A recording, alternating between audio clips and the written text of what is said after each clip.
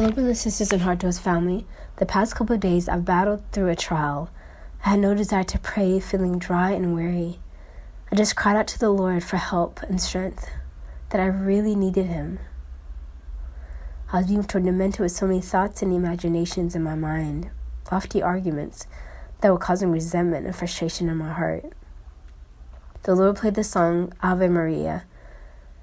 It just so happened to look at the Imitation of Mary book at the same time, and I felt Mom had a word for us, a word for me. I opened it up and the title said, How to Act When You Find Jesus. This is taken from when Jesus was lost and her and Joseph found him in the temple. These are the sentiments for a believer who has gone astray a bit and has now found him. I then realized the Lord heard my cry. As I read it, I felt so humbled, contrite, and repentant for my attitude these past few days. I felt this would be a blessing and a rhema message to many who have done the same. So I want to share the reading with you. This is a conversation of Mary, the mother of Jesus, to us, the believer, when we too find Jesus, after we have lost him. The believer begins, Mary, immediately after finding Jesus, you took him back to Nazareth.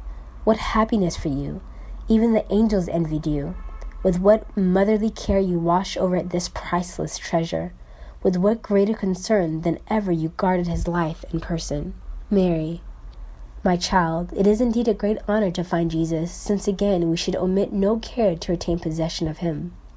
The believer, Holy Virgin, teach me what I ought to do, that I may not find myself again deprived of this supreme good. Mary, my child, look closely at the reason why Jesus departed from you, and how you managed to lose his grace and turn him into an enemy. Did you not begin to grow lukewarm in his service, and to commit many faults that made him unhappy with you? Through repeated neglect, you gradually built up a wall of separation between Jesus and yourself. Did you not grow fond of some dangerous passion and fail to extinguish it as soon as you saw its first spark appear in your heart? When God asked you to sacrifice some overly human attachment and affection, did you not refuse? Family, that pierced my heart. Again, of how I made human affection an idol, superior to the Lord's affection. Lord, please forgive me. Mary continued, When we refuse the sacrifices the Lord asks of us, we remove ourselves from a quite special providence that safeguards us against wandering far from him.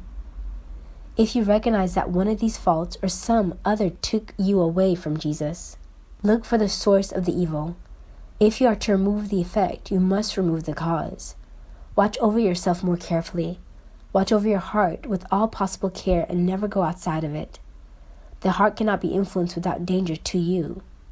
The very life of the soul depends on you guarding your heart. Be faithful in the little things, lest you become unfaithful in great things.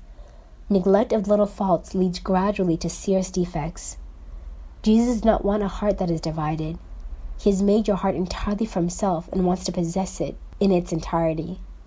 My child, the little faults for which you, like so many paltry souls, pardon yourself so easily, gradually take you away from Jesus, and him from you. They do not cause a break with him, but they prepare for such a break. The Lord looks on them as so many proofs of your coldness, and such coldness lessens the number of his graces. Fidelity maintains the exchange of affection between the heart of Jesus and the heart of the upright man. Live with Jesus as you want him to live with you. You want him to pour out on you the riches of his love. Then open your heart to him without reserve. Reserve towards him shows a mean heart. The love you have for anything else makes him jealous. The least word spoken to him by one who loves him is well received. With the same disposition of faithful love, you should in turn receive the inspirations of Jesus. Whether he is suggesting through his grace some means of avoiding sin or suggesting means of deepening your virtue.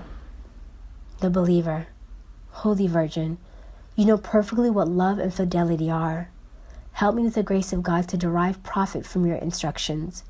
But weak as I am, shall I not have the misfortune of losing Jesus again and forever? Mary, my child, it is right that you should fear. If you did not, I would try to inspire you with fear.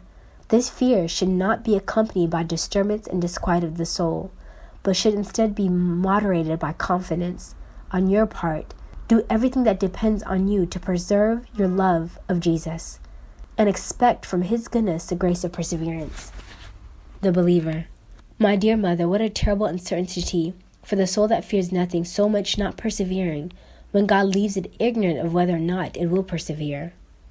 Mary, my child, that is the lot of those who are still in this life. God has determined that it should be so, lest you be shipwrecked on the reef of presumption. Their uncertainty should keep you humble, inspire you with the holy strictness of yourself, and make you work out your salvation in fear and trembling. Only in heaven can we be free of all fear and enjoy the happy certainty of being always with Jesus. And that was the end of Mary, the Mother of Jesus' message to us.